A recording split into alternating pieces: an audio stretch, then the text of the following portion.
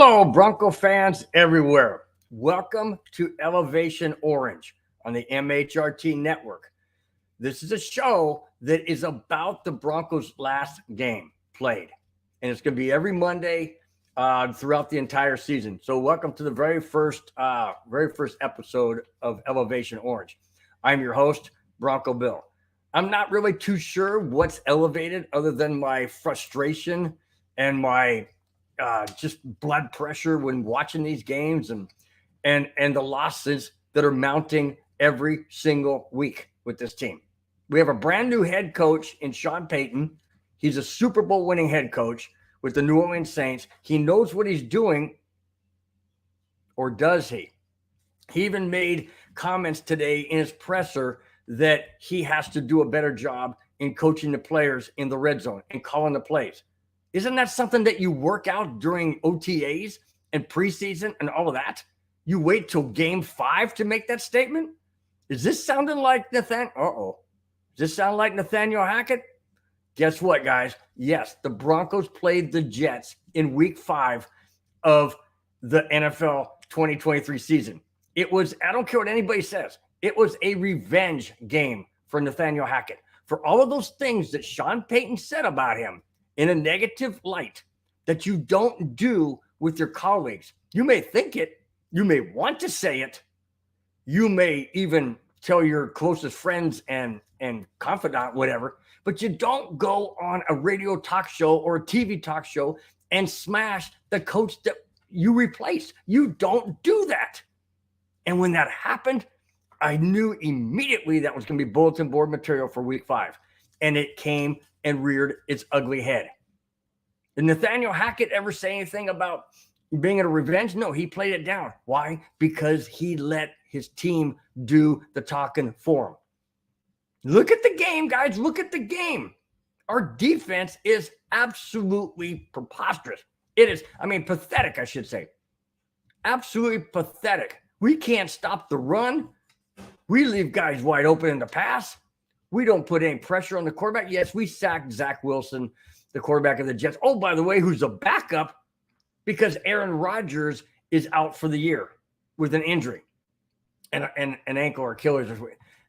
Yeah, it was Achilles. So we had a backup quarterback in Zach Wilson beat our own Russell Wilson.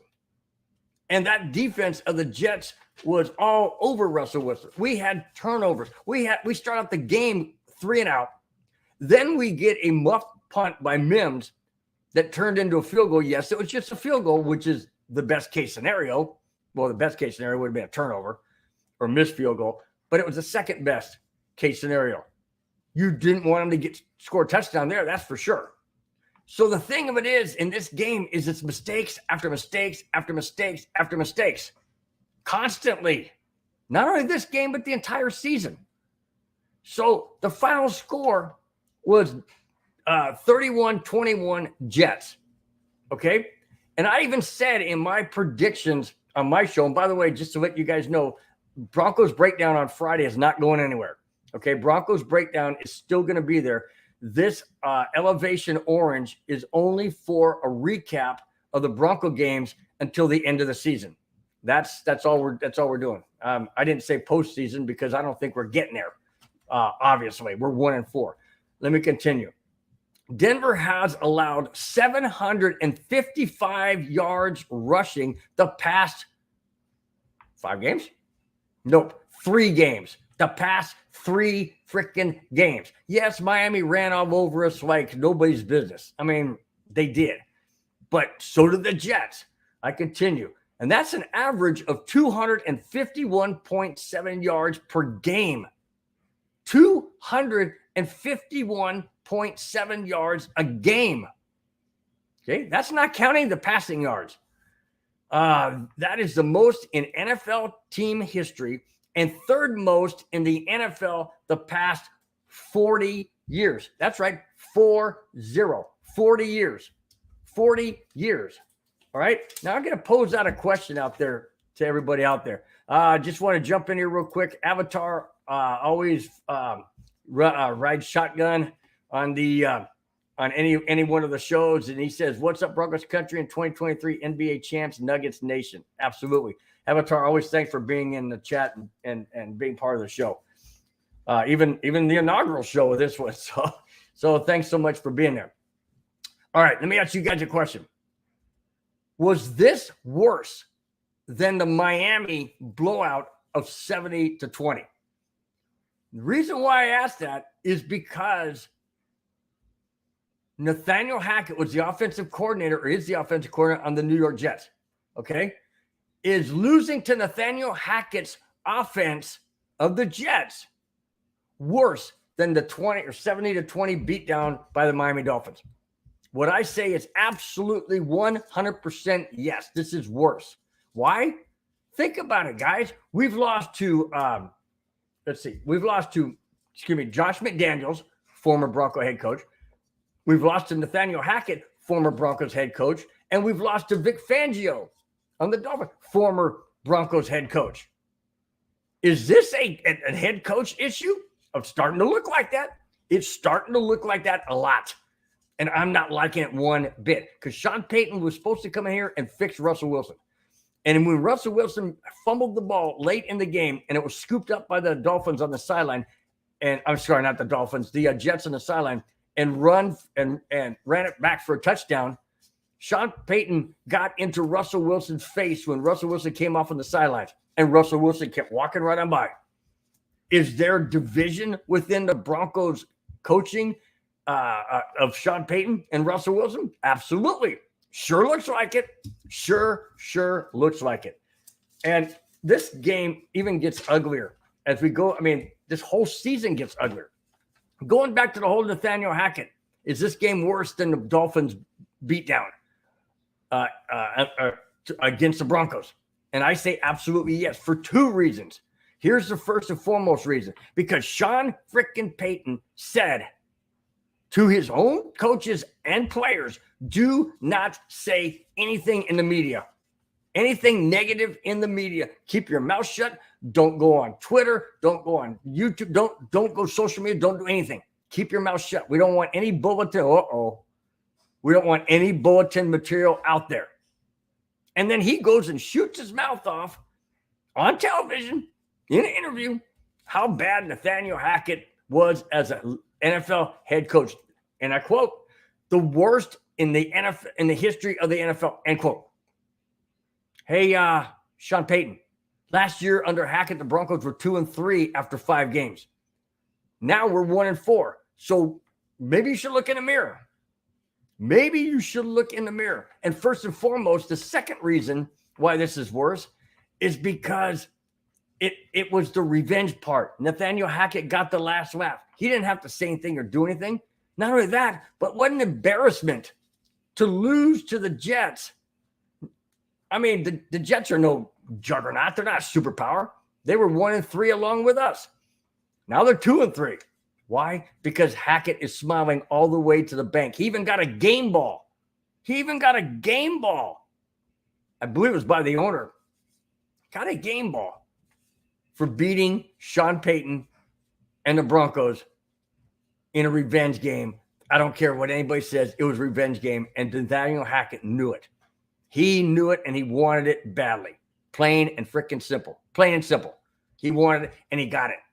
And that was an absolute embarrassment. You know, right? I'm going to go down some of this. The Broncos led at halftime. And my whole thing has been this. When the Broncos lead at halftime, they don't make adjustments. Absolutely do not make adjustments. And we were trailing the Bears. Remember this, guys? We were trailing the Bears a week ago. And we went into halftime, and we came out, and we were a different team because we made adjustments. Why in heaven's name do they not make adjustments if they go into halftime with the lead? Do they go in there and just say, hey, man, we're doing everything great. We got a 13-8 lead. Hey, man, we're doing okay. We don't mean to make adjustments. Oh, yes, you do. You need to prepare for the what if. And Sean Payton is not doing this with his coaches. He's not doing this, it starts with the head coach. Okay, guys, it starts with the head coach. And by the way, this show is going to be very energetic either way because it's coming fresh off the game that just happened. And obviously, when I do my shows on Friday, I'm not going to have any of this in there because I've already done it. This is the show where the emotion comes out from the last game. Anyways, Sean Payton is not doing it. It starts with the head coach. He's admitted it starts with me. I just got to be better. When did we hear that last? We heard that with Nathaniel Hackett. Oh, it starts with me. I just got to be better. Are they all saying the same thing and getting, just running the mill through here as horrible head coaches? I don't think Sean Payton forgot how to coach. I just think Sean Payton didn't hire the right defensive coordinator, period. He did not hire the right defensive coordinator. Vance Joseph is not the right one. The defense is allowing way too many rushing yards, way too many points scored on them, way too many mistakes, way too many penalties, not being in the right spot, not being in the right, covering the right guy. I don't understand why you have to keep Vance Joseph around. I don't get it. I know who you're going to replace him with. Well, at this point in time, who cares? We're 1-4, guys. We're 1-4. Do you think we're going to run the table? Hey, guess who we got coming Thursday? And I'm going to get into that. But anyways, let me slow down a little bit. Let me get to some of the guys in the chat. Riker Will, Sean Payton's a fraud. If this is what a $25 million a year coach gets us, then I'd like a refund. You know what, Riker? I'm about the same point as you. If this is what we're gonna get, but it's more than just Sean Payton. I mean, there's penalties being made on the field. That's horrible coaching. And yes, it starts with Sean Payton. And his seat that he's sitting on is most likely getting a lot hotter than it did at the beginning of the season. I would certainly say that that's true. Because this ownership, yes, they signed off on getting Sean Payton, but this ownership I don't think is going to stick around or stand for a losing season again. And horrible play. We are the laughing stock of the entire NFL. I went on and watched show after show today, and they're lambasting Sean Payton, and they're lambasting Russell Wilson, and the defense is the worst in the NFL. And yes, it is, and I will get to that. I'm not making any of this stuff up, guys. I'm not. It's all right here. I'm not making any of it up. Nor do I do any of my shows that way. I don't make stuff up. It's all legit. It's all real. Richie Rich says, sorry, Bill, the issue here is that our GM got rid of a bunch of guys this offseason. That's very true. Very true. George Payton did get rid of a lot of guys.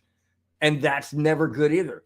I mean, this thing is going to blow up, guys. It's going to blow up. In my opinion, it's going to blow up before the end of the season. Reason why I say that is you've got an ownership group that paid $4.56, something like that, billion dollars to own the Denver Broncos. And this is their result. This is their gratitude. This is their thank you. This is their product. They didn't hire George Payton, but George Payton hired Sean Payton, and the ownership group signed off on it. But still, George Payton's seat is extremely hot. Sean Payton's seat has got to be extremely hot. And we know Vance Joseph is hotter than a furnace right now. It has to be. And I would not be surprised if this team did a complete fire sale that are totally unheard of and unseen in Broncos country. Unseen. I don't want it to happen. I went on and I saw a thing on Twitter. I forget where I saw it from. And there was like 5 or 6 prominent Bronco players that could be traded prior to the end of October, which is the trade deadline. We're talking Cortland Sutton, Jerry Jeudy, Garrett Bowles, Patrick Surtain. Heaven forbid that happened. Patrick Surtain. And I even saw a thing, I'll get to that a little bit later, I think, in here too, where no Bronco defensive player is exempt from being traded. None. That means Justin Simmons too, guys. That means Justin Simmons. That means Patrick Surtain. That means Josie Jewell. He was on that list. Browning. Anybody out there Anybody on the defensive side is not exempt from being traded. That's how bad it's getting. All right. This is a very negative trend that the Broncos are on. The Broncos are on a very bad trend under Vance Joseph. Week 1, okay, let's go back. And I know this is a recap of yesterday's game, and I'll get into that kind of stuff. But this is not just a 1-week thing. And because this is the first show of the Elevation Orange, I'm going to go back and recap the previous 4 games. All right, in a nutshell, not thoroughly. All right, week 1, we're talking about the defense now. Week 1, no sacks or pressure on Jimmy Garoppolo. None. And we lost that game. We could have won that game. We lost it by 1 point. All right. Week 2, Sam Howell of Washington goes for 299 yards, 2 touchdowns in first career road start. How does that happen? It happens because we have a pathetic, horrible defense. The Broncos have always been proud of their defense. They've always had great defenses. Go back to the Orange Crush days. That's where we always we were shining. That was our not swagger, I guess, but that was our everybody looked at us and that was our thing. We were a great defense. Orange Crush. Well, yeah, we're Orange Crush, all right, as in getting crushed. So maybe we should change that to Orange Crushed, because that's exactly what's happening under Vance Joseph. Vance Joseph was not a great head coach, wasn't a good one, and he's not a good defensive coordinator either. Sorry, guys. I know some people out there may like him. He may be a great guy off the field, but he's horrible as a defensive coordinator. Week 3. Well, week 3 was a 70-20 roadkill. And that says it all. When you give up 70 points, the most, and I don't know, 40, 50, 60, some 80, I don't know how many years, a tremendous amount of time has gone by since somebody scored 70 points on another NFL team. Happens in college, yes. College is different. But in the NFL, to give up 70 points with 5 touchdowns on the running game and 5 touchdowns on the passing game for 10 total touchdowns. Wow. The defense was absolutely, the coaching and defense of Vance Joseph pathetic. Week 4, the game the Broncos did win. But why did they win this game? In my opinion, made adjustments at halftime because they were trailing. All right, Justin Fields, but we're talking about defense again. Justin Fields has literally a perfect first half. He had literally a perfect first half. Finishes with 335 passing yards and 4 touchdowns. Now, normally that means that team won. Normally it does. Denver caught a break, and they were able to get the winning field goal going down the stretch at the end of the game. That brings us into yesterday's game, week 5. Zach Wilson, the backup quarterback to Aaron Rodgers, posts his highest completion percentage of the entire year. If the Broncos don't have the worst defense in the league, tell me who out there does. And yes, I know Carolina's 0-5. Doesn't matter. Does not matter. What matters is how the Broncos are losing. I mean, it's just uncanny. Uncanny. I've never seen a Broncos team this bad, ever. And I've been a Bronco fan since 1976, and I have not seen them this bad. Yes, there may have been seasons where they were bad and pathetic, but they would progressively get better. We seem to be progressively getting worse. I mean, last year we were 2-3 at this time. Now we're 1-4. How is that getting any better? It's not. That's the problem. It's not. And we have a better, quote, better head coach by his own admission. I don't know. I don't know what the actual problem is. I know it's multiple problems. Absolutely multiple problems. Bronco players are just not mentally there. They don't seem to be mentally prepared. Not in the right spot. Okay. We cannot critique things in a vacuum. I'm not quite sure what that means, Rich. Go ahead and elaborate on that. And I'll be willing to comment on it. Ralph Love says, you sound just like us Bears fans. You know what? Hey, losing lingers and lasts a long time. I mean, winning does too, but it's a different emotion. And when you're winning, basically you just go, hey man, our team's doing great in all facets, and everybody's happy, and we go on and just have a joyous day. When you lose, you start nitpicking. Not necessarily nitpicking, but looking at the things that could have changed or the things that are wrong. We cannot get a pass rush. I know we got 4 sacks on Zach Wilson, and Benito looked really good in that game, and he was just blowing up and looked really good. And Cooper was looking good as well, but that's 4 sacks, but that's on a rookie quarterback. Okay. And the Jets don't even have but one really good receiver, and that's it. They have a good running back, but they only have one really good receiver, and Zach Wilson's a backup quarterback, and our defense can't stop him? Absolutely cannot stop him. Wow. Well, I feel for you, Ralph, on the Bears fans, because I know exactly how it feels. And ironically, the Bears and the Broncos both have orange and blue uniforms. Just saying. I'm just saying, guys. Just saying. Alex says we are the bad news Bears. That's very well true. Very, very well true. It's sad. Like I said, obviously look back here on the flag back here. It's the Denver Broncos Super Bowl 50 champions. Yeah, it seems like light years ago that they won the Super Bowl. I mean, we're down in the dumps right now. I mean, literally the dumps. We are in dead last place. We are the worst team in the NFL statistically, and I'll get to some of that. All right. Game stats from yesterday. Denver led at the half, like I mentioned, 13-8. After that, it was all downhill.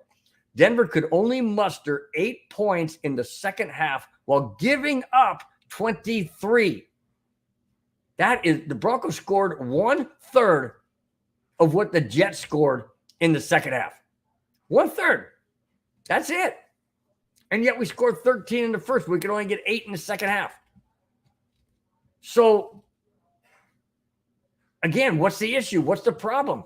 They're not a full 60-minute team. They're not. Look at the game we beat the Bears. We were not a full 60-minute team. We were a 30-minute team in the second half. The Raider game, first game, we weren't a full 60-minute team. Not at all. Second game, Washington, we had a big lead on Washington. First half. Second half, dumps. Nothing. We are not a full 60-minute team. And you're not going to win any games in the NFL, guys. You're not going to win any games in the NFL unless you are a full 60-minute team. Period. End of discussion. No question about it. You can't play 30 minutes and the other team's playing 60 and expect to win. It's not going to happen. It's not going to happen. Now, if you're leading at halftime, maybe 45-3 or 38 or 35, 35-10, I think it was, with the Dolphins. Yeah, then you can win the game because Denver only got 20. So if you've already got 35, you got the game. So that's very few and far between. If Miami could have taken off the second half and Denver wouldn't have caught them, because that's how bad we are. We're not a full 60-minute team. All right, let me continue. Zach Wilson was 19 of 26 for 199 yards and 1 interception. They ran the ball for 234 yards. They recorded 4 sacks of Russell Wilson.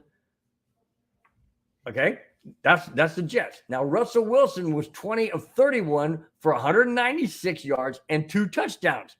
Okay, sounds much better than Zach Wilson. I agree.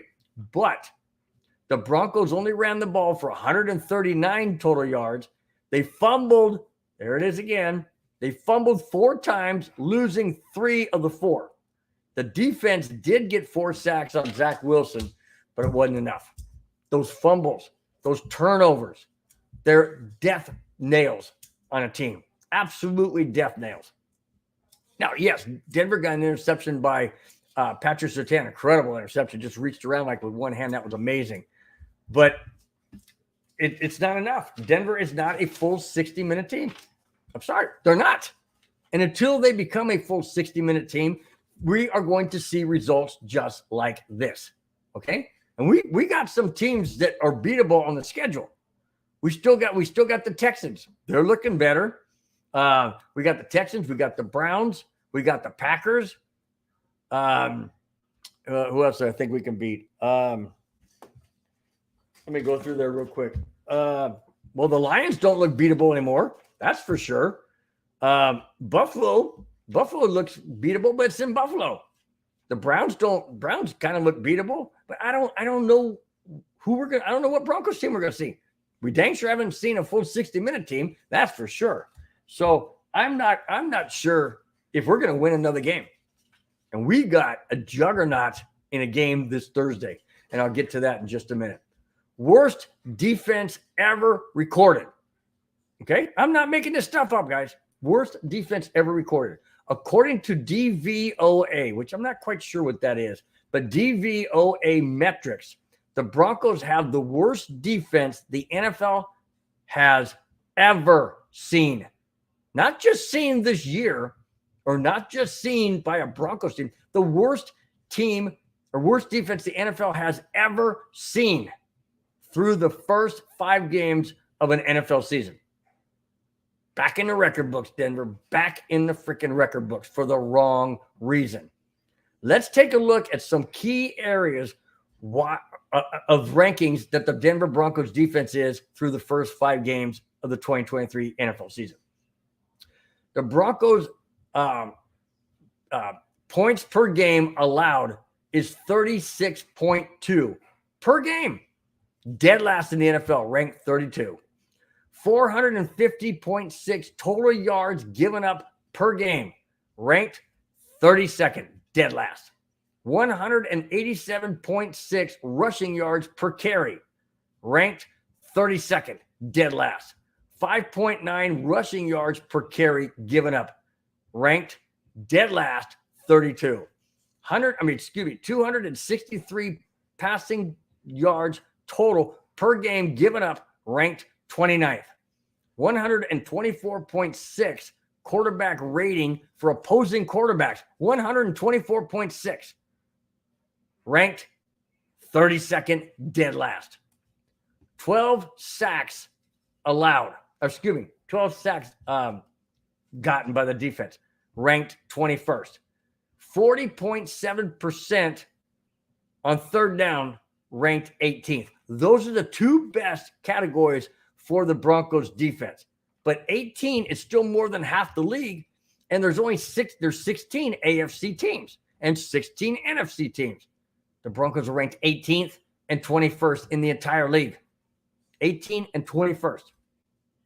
Okay, those are 2 best stats on defense. Not anything to write home and get excited about. Is there any wonder that Adam Schefter said, and I quote, "The Broncos are ready to listen to trade offers for almost any player on the defensive side of the ball," end quote. There you go. There you go. If the Broncos are looking to make trades on defensive players, that tells me they're doing one of 2 things. They're getting rid of salary, and they're trying to save face, so to speak, bringing in players that they can draft, providing it's a good draft. And number 2, and most importantly, that I think is happening, if they're willing to make trades now, after this loss, then that tells me they're throwing in a towel. They are throwing in the season, saying we're done. We're done. Where does that leave Sean Payton? You think Sean Payton's going to want to come back next year and coach this mess? You really think so? I don't. What coach out there would want to come to Denver now? The only way I see somebody coming to Denver is you got to get rid of Vance Joseph, period. You have to get rid of Vance Joseph. I don't know how long they're going to hang on to this guy. He's not the right answer. He's not the right person for the position. He's not. I mean, I just read off the worst defense in the entire NFL belonged to Denver Broncos. Does that sit well with Broncos country? I don't know, but it doesn't sit well with me. And I don't like being 32nd in the NFL in anything because it's not good. The only way I want to be 32nd in the NFL on anything is for having the least amount of, least amount of losing seasons. Well, that's out the door. We've already had 6. We're about ready to have our 7th. Ever since Peyton Manning and Denver Broncos won Super Bowl 50 in 2016, this is what we've ended up with. It's taken 6 years to hit rock bottom, but it was already a dramatic landslide beginning in 2017. It started then. And it's gone absolutely down ever since. And I'm not quite sure we've hit rock bottom yet. I'm really not.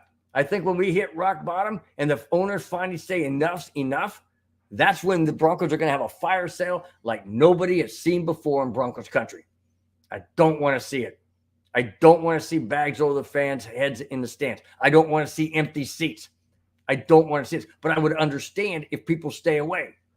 I just don't want that to happen because I don't like to see that. That to me is disrespectful for the guys on the field. They're doing their job. It's the coaches that are not coaching them correctly. It's the coaches that are not getting the message across, not calling the right plays. It starts with that. It starts with the ownership. Ownership needs to put their foot down and say, okay, enough's enough. We're getting rid of this person. We're wiping the slate. We're starting over. Do you do that in the middle of the season? Sometimes. You do that at the end of the season, the off season? Most likely. So what are you going to do? Go right down the season and go 1-16? Well, that'll pretty much guarantee you the number 1 or number 2 pick. That's for dang sure. But there's a lot of holes the Broncos need to fix, and it starts with the general manager. I would have to agree with Richie Rich on this. I actually like George Payton. I liked him when we got him. I'm not too sold on him lately. And like I said, I have to agree with Richie Rich saying it starts with the GM. I agree. I'm not sure how long George Payton's going to stick around with the new ownership group that we have that didn't sign him on to begin with. I don't know how long we're going to be with Sean Payton or Vance Joseph. Well, Vance Joseph should have been gone after week 3. But anyways, I'm just saying there's a lot of problems with this team. It's not just one. Everybody was pointing to Russell Wilson. Russell Wilson's not the problem. Offensive line couldn't stop the Jets from rushing in. We're not getting any defense is a mess. Absolute defense is a mess. The only great players we have on there, in my opinion, is Cooper and Browning, Justin Simmons, and Patrick Surtain. Those are the ones that stand out to me as being really good defensive players. Other than that, I mean, you might as well. It's a sieve. It's an absolute sieve, and we see it week after week after week after week. All right. Alex Smith says, I like Vance Joseph. Well, you know what? That's well and good. You can like him all you want. I'm just going by how the defensive side of the ball is not playing at the level that the NFL at the NFL level that they need to play. That's all I'm saying. And that falls on Vance Joseph because he's a defensive coordinator. He's either not coaching them correctly, not putting them in the right position correctly. I don't know what the issue is, but when he goes man-to-man and rushes 4 or 5 guys on like a mini blitz or a full blitz or whatever, then the defense responds better. When he goes into zone defense, it's an absolute catastrophe. There's wide open guys that you could drive a Mack truck into that open hole area. They're not shutting down the lanes for the running backs. They're not plugging the holes. There were wide open holes yesterday in the running game. And then the mistakes of a muff punt, a fumble by Russell Wilson. I mean, just, it goes on and on and on. It's not just one thing. But the one common denominator is we don't play 60 minutes, period. I don't know what it is. I don't know why. I don't know.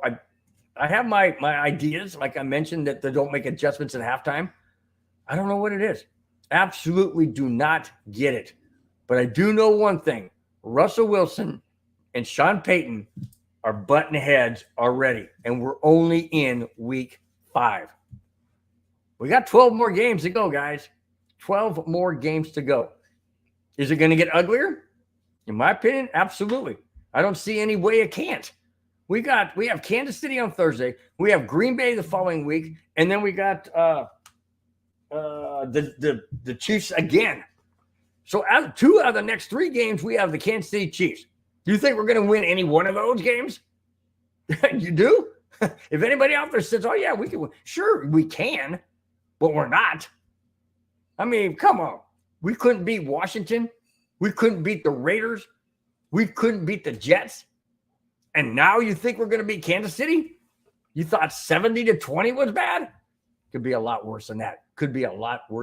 Okay, on the positive side, Patrick Surtain versus wide receiver Garrett Wilson of the Jets. PS2 lined up across Wilson 20 of 29 routes.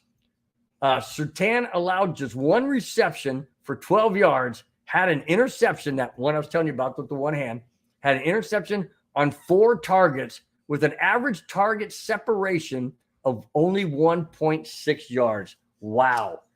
Tell me he isn't the best corner in the entire NFL, and I'm telling you, you're not watching Patrick Surtain correctly, because this guy is amazing. Absolutely amazing.